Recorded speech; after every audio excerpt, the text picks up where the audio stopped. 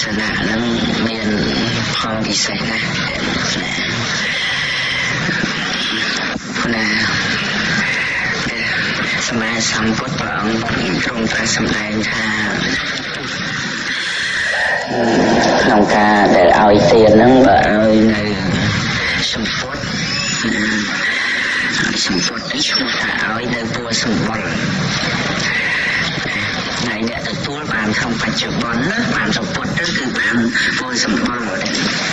នេះពាក្យតំណប់ទៅដូចជាត្រៃជីវរអីនេះគឺជា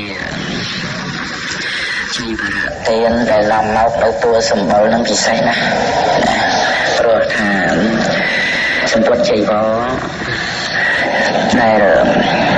ព្រះសង្ឃប្រើប្រាស់នេះសម្ដីព្រះសម្មាសម្ពុទ្ធជាម្ចាស់ក៏ព្រះអង្គប្រើប្រាស់នៅសម្ពុទ្ធជីវរមានតួយ៉ាងនឹងទ្រង់ទ្រាយស្ថានអញ្ចឹងគ្រាន់តែថាជីវររបស់ព្រះសុគតនឹងធំអញ្ចឹងតែហើយភិក្ខុមិនឲ្យប្រើប្រាស់នៅត្រៃជីវរធំដូចជាជីវរព្រះសុគតនឹងទេដូចសពថ្ងៃហ្នឹងក៏ប្រើធំទៅប៉ុណ្ណឹងមិនបានដែរលោកយើងកាន់តែរាវតូចចឹងណាប៉ុន្តែគ្រាន់តែចង់បញ្ជាក់ថាពួកជីវរទ្រង់ទ្រាយស្ថានអីអញ្ចឹងដែលយើង